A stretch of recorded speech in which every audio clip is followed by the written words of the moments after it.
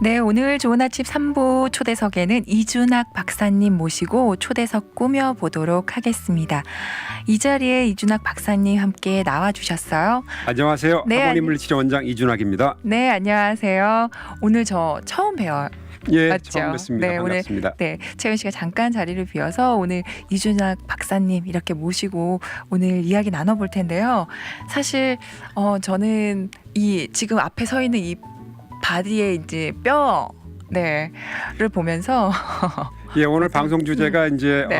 한국말로는 비골 골절 후에 수술 치료 후 하고 나서 재활 과정에 대해서 설명을 해요. 그래서 제가 청취자분들의 이해를 돕기 위해서 모형을 가지고 나왔습니다. 네.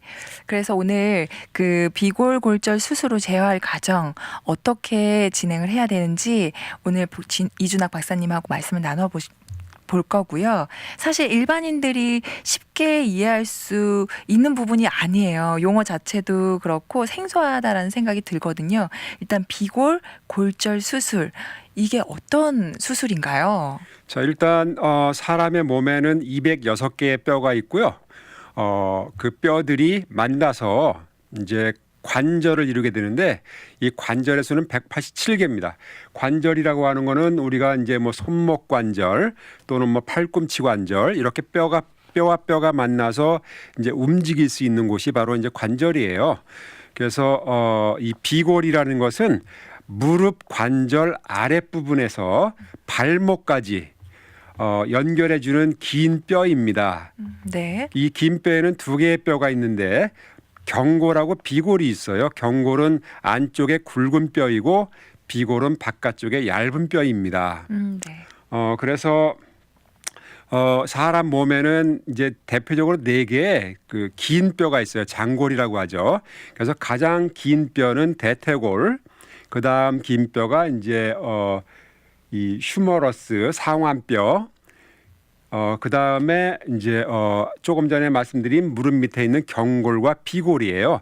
이 4개의 가장 긴 뼈 중에서 가장 짧고 약한 것이 얇은 것이 바로 이제 비골입니다. 네. 그래서 비골이 해부학적으로 위치해 있는 이제 부위를 보면은 대부분 이제 이해를 할 거예요. 아, 이게 어떤 역할을 하겠구나. 비골은 무릎 관절에 직접 붙지를 않고 떨어져 있어요. 네. 그리고 비골이 2개의 관절을 이루는데 그 관절은 아주 딱딱한 관절, 그러니까 이제 우리가 그 활액 관절, 이렇게 관절을 움직이는 액체가 들어있지 않는 그런 이제 관절을 형성해요. 그래서 굉장히 딱딱하고 주로 보호하는 역할을 하는 관절인데 주로 경골의 머리 부분과 경골의 아랫부분, 그러니까는 무릎 바로 밑에서 경골을 받쳐주는 경골과 붙어서 네. 받쳐주는 관절을 하고 또 발목의 바깥쪽을 이제 보호해주는 그런 역할을 합니다. 그래서 발목을 우리가 보면은 안쪽과 바깥쪽에 복숭아뼈라는 게 있죠. 네. 그 복숭아뼈의 바깥쪽 뾰족 튀어나온 부분이 바로 이 비골의 끝 부분입니다. 아, 네. 그래서 이 비골이 발목을 보호한다는 것 이제 이해하실 거예요.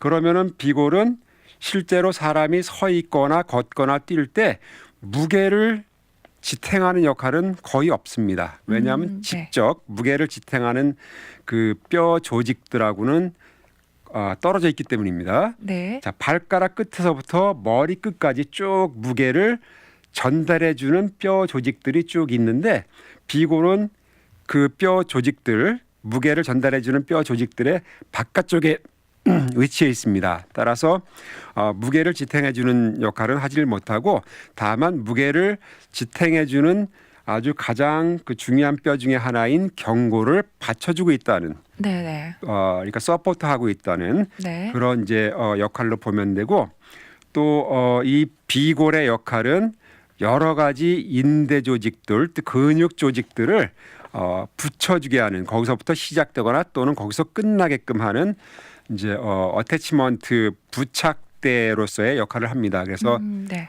이 하체 힙 조인트, 무릎 조인트, 발목 조인트 또 각 발가락 조인트들 이 관절들을 우리가 정상적으로 원활하게 움직일 수 있도록 해주는 이제 근육과 인대들을 네. 위한 이제 그 부착대 역할을 해준다는 거예요. 네. 네. 예, 그리고 이제 이제 골절이 오게 되는데 이 골절은 그냥 특별한 그 충격이 없이 오는 경우도 있어요. 약한 사람들 같은 네. 경우에는 주로 이제 연세가 많이 드신 여자분들 같은 경우 뼈의 밀도가 떨어져 가지고 그동안 지속돼 온 이제 스트레스로 인해서 오는 스트레스 프랙처라는 게 있습니다. 스트레스성 골절. 그다음에 갑자기 쓴 상태에서 방향을 돌려 가지고 발목이 이제 강하게 돌아갔을 때 네. 또는 이제 어디에 부딪혔을 때 또 교통사고 같은 네. 이런 경우에 이제 골절이 오게 되는데 이 골절의 대부분은 주로 발목 쪽에 있는 이 비골의 끝 부분에 이제 오게 돼요. 그래서 요 부분에 이제 부상이 입었을 경우를 대비해서 제가 이제 설명을 해드릴 겁니다. 제가 얼마 전에 믹스드 마셜 아트라고 해서 격투기 있죠. 네. 넘어져도 막 공격하는 네. 뭐 잡아뜨리고 막 엎어치고 하면서 막 그 공격하는 그런 스포츠를 보는데 어떤 선수가 상대방의 이 하체 비골 부분을 계속 가격하는 거예요. 팔르다가. 네. 근데 그 상대방 선수가 몇 번 가격을 받고 나서는 쩔쩔맸습니다. 제대로 서지를 못하고 도망다니기 바쁘고. 네. 그래서 카메라로 보여주는데 그분이 심하게 붓고 결국은 그 선수가 기권하고 말았어요. 바로 비골이 부러져서 그렇습니다. 저는 그 상황을 보면서 저 비골이 부러지겠구나. 네네. 그래서 그런 격투기 선수들은 아주 강한 훈련을 해야만 됩니다. 네. 그리고 이제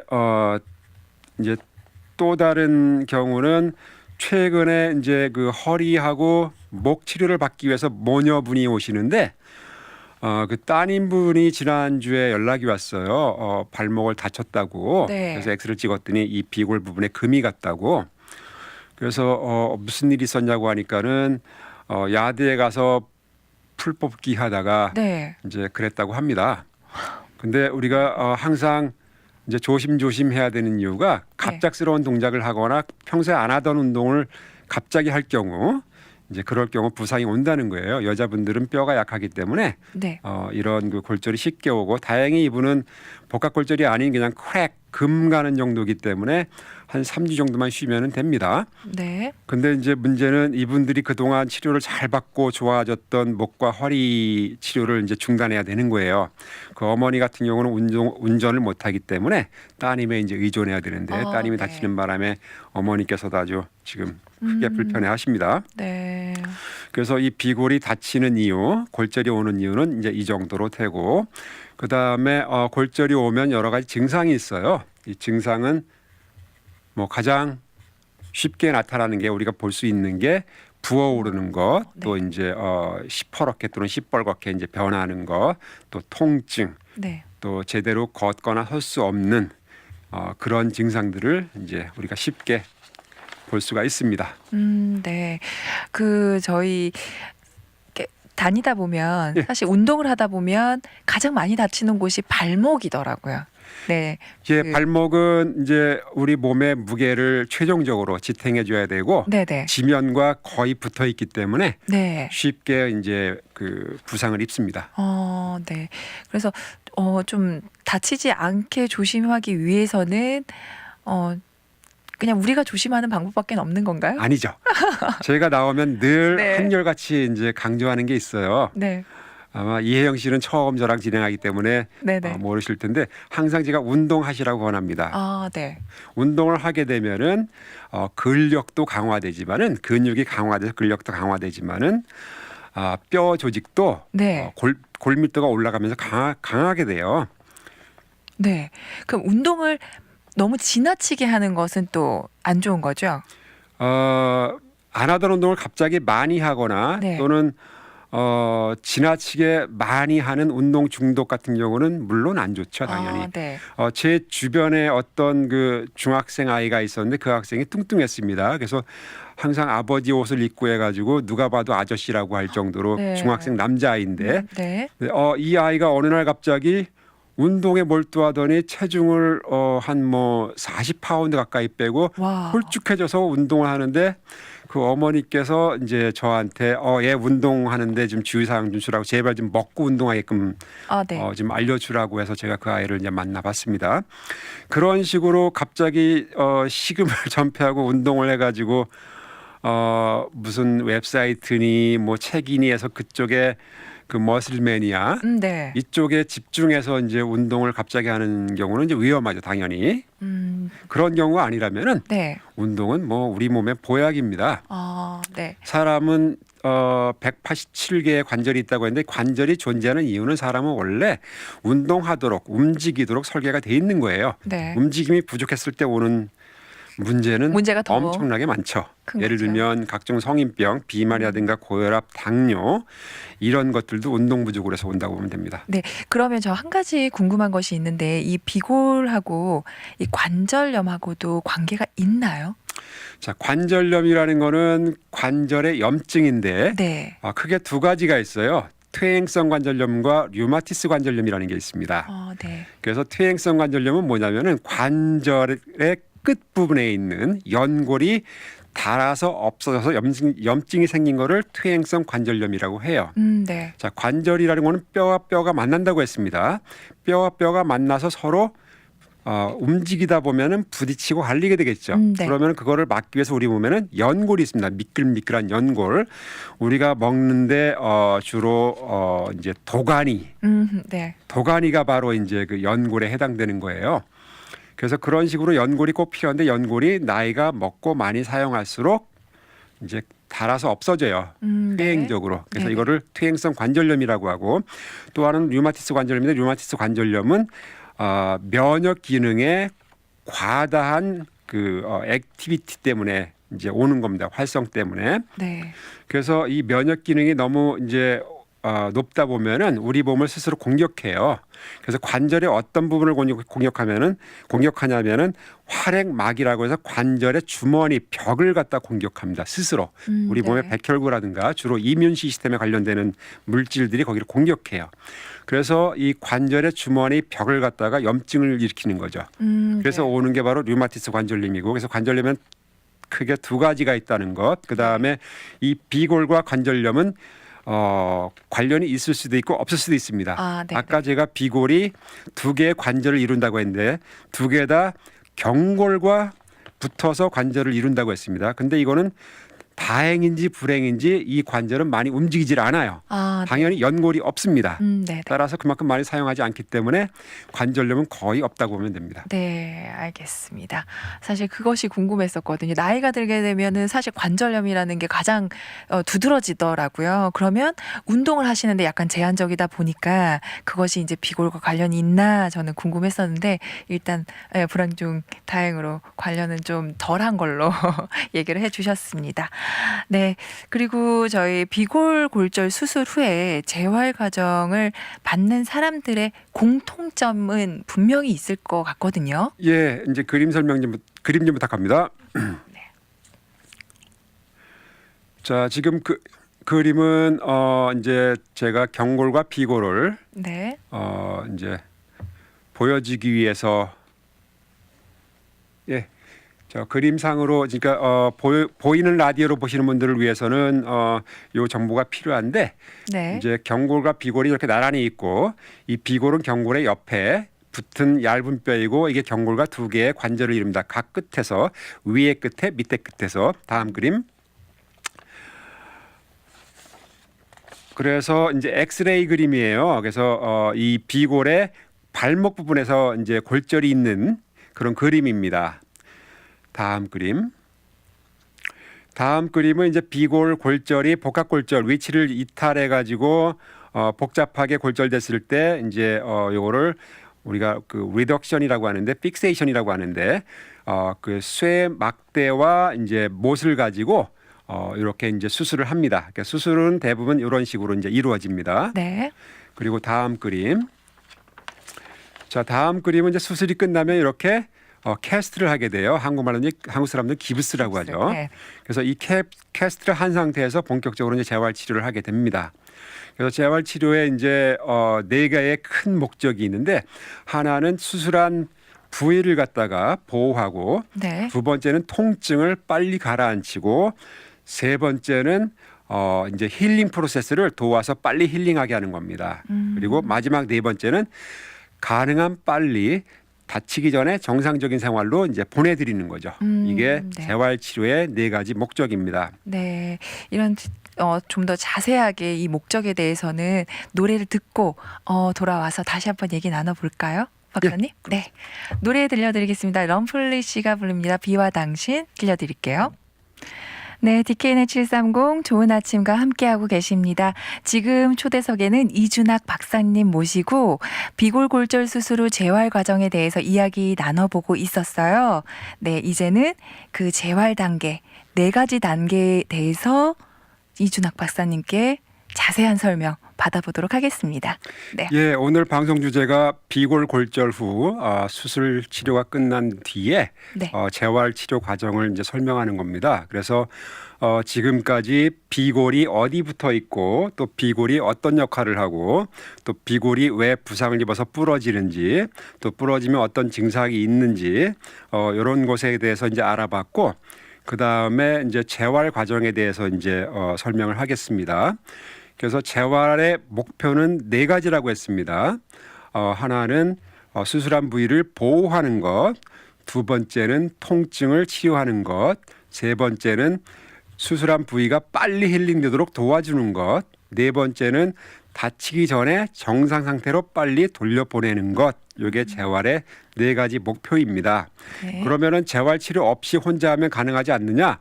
이거는 위험천만하고 수술한 의사가 재활하도록 물리치료 오퍼를 반드시 해주게 돼 있어요. 법적으로. 네. 만약에 재활치료 오퍼를 수술한 의사가 안 하고 환자가 그냥 집으로 퇴원한 상태에서 또다시 다치게 되면은 100% 수술한 의사가 책임을 져야 됩니다.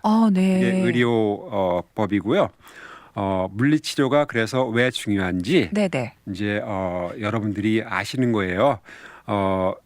병원에 또는 저같이 클리닉을 오픈해서 또는 가정방문 치료를 또는 뭐 학교에서 물리치료사들이 굉장히 많은 활동을 하고 있습니다. 네. 뭐 거의 모든 세팅에 다 물리치료가 관여가 되는데 수술 후에는 반드시 물리치료를 받게끔 돼 있습니다.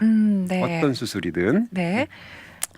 자, 그래서 이제 이 재활 과정은 첫 번째 수술하고 나서는 빨리 티슈가 힐링돼야 되기 때문에 절대적으로 안정을 취하고 보호를 하게 돼요. 네. 아까 그림으로 보여드렸던 그 캐스트 기브스를 한 상태를 유지하게 되고 이제 붓기를 빼기 위해서 얼음을 그 주변에 대고 발을 심장보다 높인 상태로 누워 있게 하죠.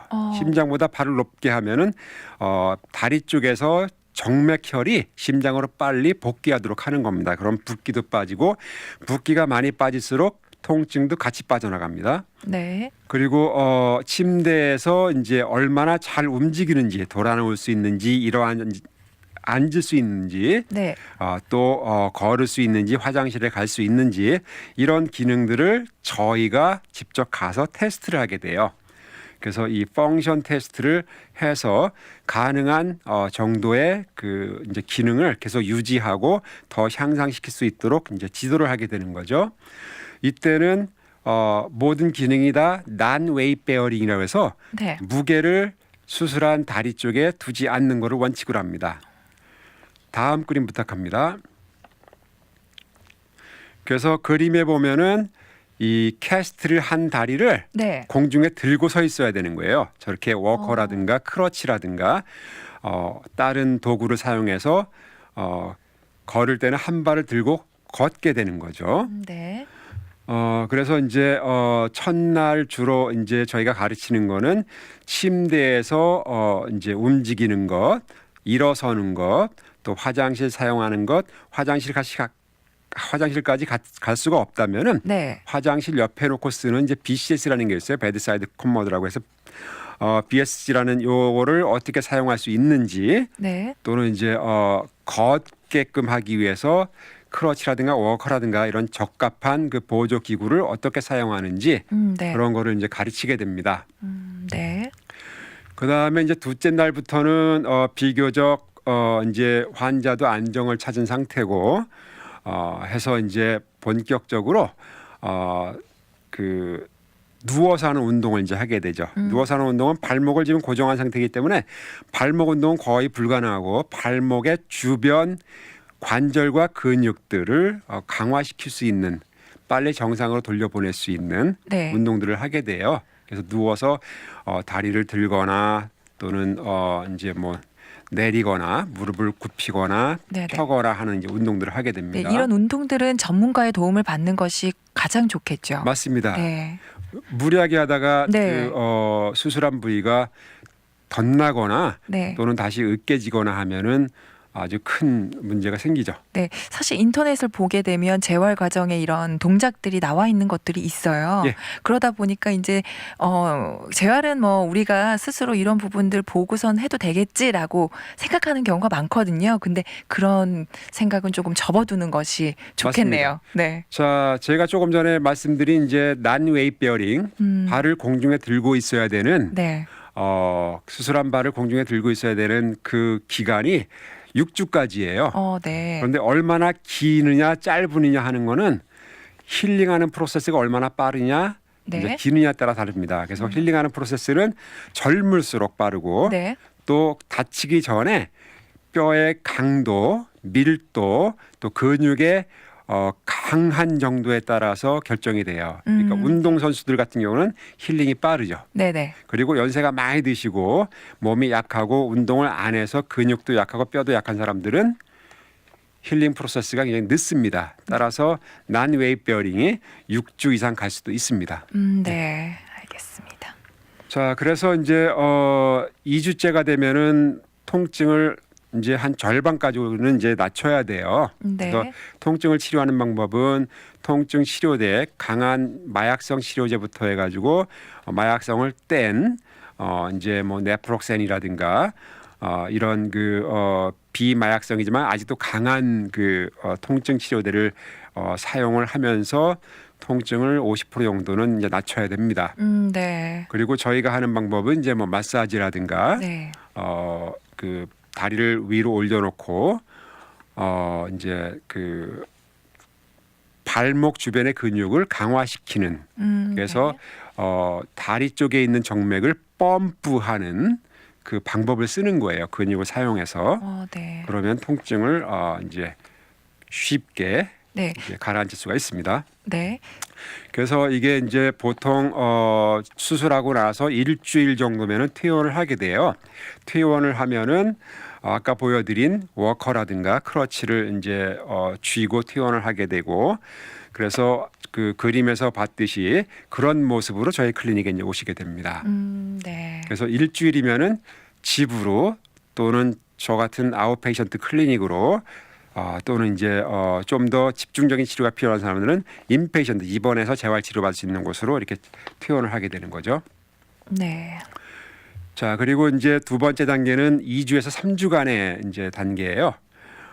이때는 이제 힐링을 더 촉진시키는 방법, 그다음에 통증을 계속 가라앉히는 방법. 그래서 비마약성 이제 그 통증 치료제만 사용할 수 있는 정도. 네. 그다음에 붓기 가라앉히고 또 침대에서 또는 이제 그 화장실 가는 것 또 이제 뭐 그 세면 같은 거 독립적으로 할 수 있도록 네. 이제 누구의 도움도 필요 없이 독립적으로 할 수 있도록 이제 저희가 지도를 하게 됩니다. 네. 그리고 발목 주변의 모든 관절과 근육들을 거의 정상 수준에 가깝게 네. 이렇게 이제 강화시켜 놔야 돼요. 네, 이렇게 회복되는 그 기간은 예. 개인차가 다 있겠네요. 그죠? 개인차가 다 있고 네. 그다음에 이 재활 과정은 수술한 의사가 내 환자는 이렇게 치료해달라고 해서 그 프로토콜을 주는 경우도 있고 아니면 저희한테 맡기는 경우도 있습니다.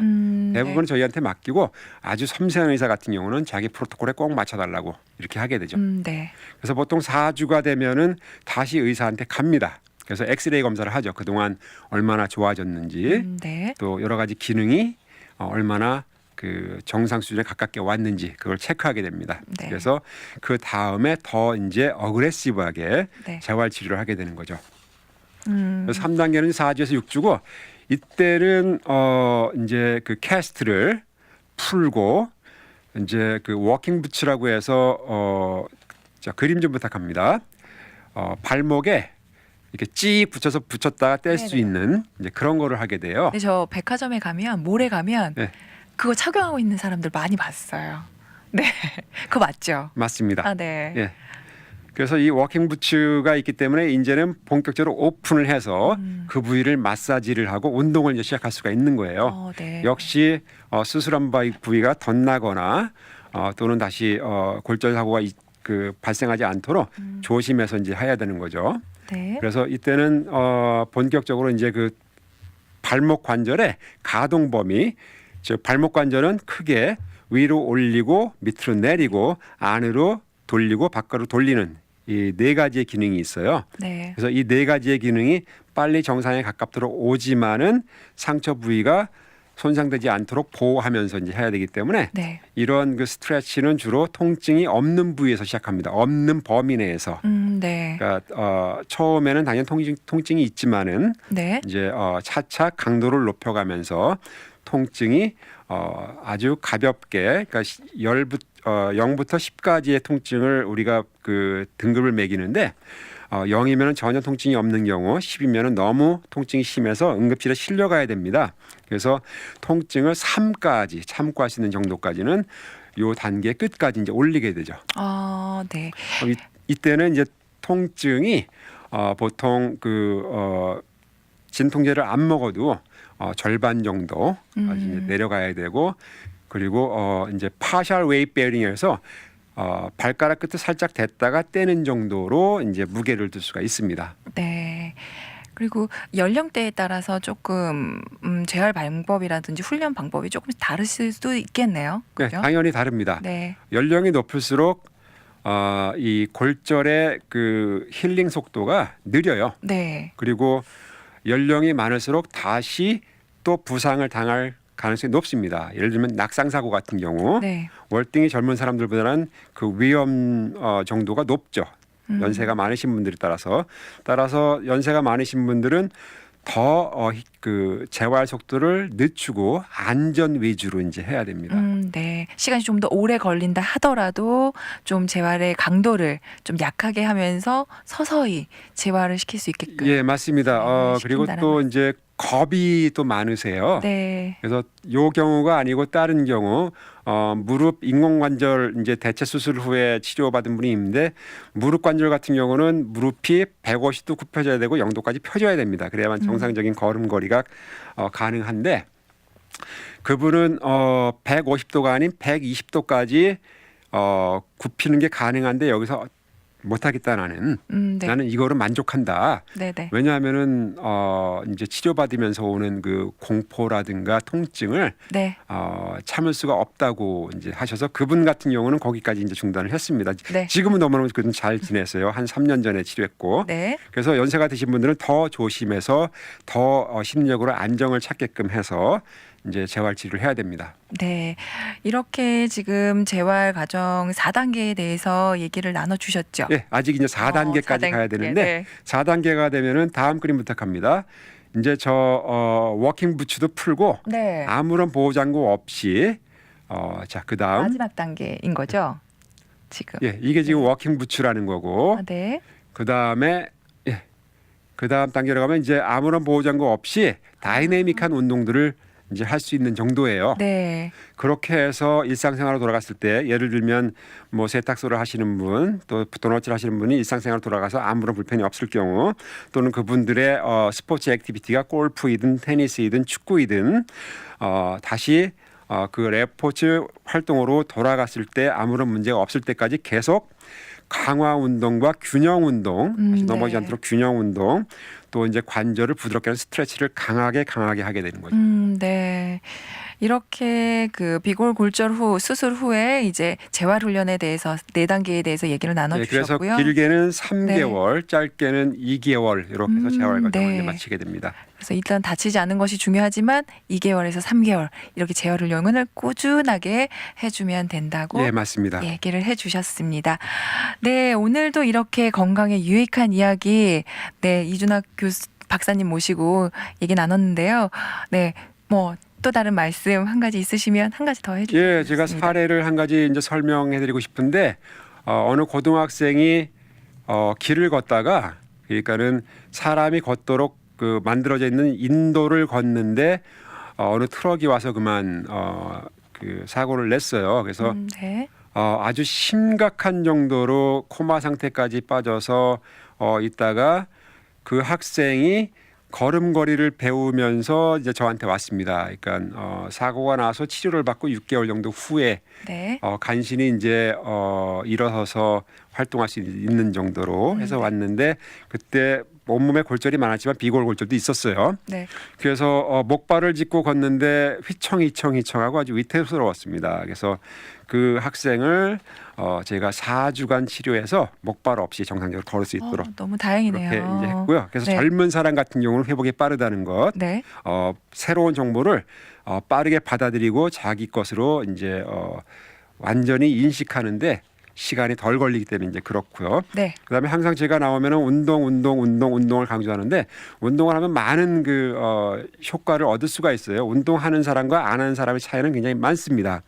그래서 이런 이 근골격계의 부상 같은 경우는 운동을 안 하는 사람들은 치명적으로 이렇게 쉽게 다치지만은 조금 전에 설명했듯이 야디에서 풀을 뽑다가 다칠 수가 있습니다. 이건 운동을 안 하고 약한 사람들입니다. 그래서 네. 평소에 운동을 해서 자기 몸의 움직임을 스스로 컨트롤할 수 있고 그다음에 뼈와 근육을 강하게 만든다면은 이런 사고의 그 위험은 4분의 1로 줄어듭니다. 네. 이런 지금 기억에 남는 사례까지 얘기를 나눠주셨으니까요. 다치지 않고 지내시는 것이 가장 중요하겠지만 혹시라도 이런 재활 훈련이 필요하신다고 한다면 이준학 박사님을 찾으면 되겠습니다. 네, 감사합니다. 네. 네, 오늘도 좋은 말씀 감사드립니다. 저희는 노래 한 곡 듣고 다시 돌아올게요. 린든 데이비드 홀의 All You Need Is Love 들려드릴게요.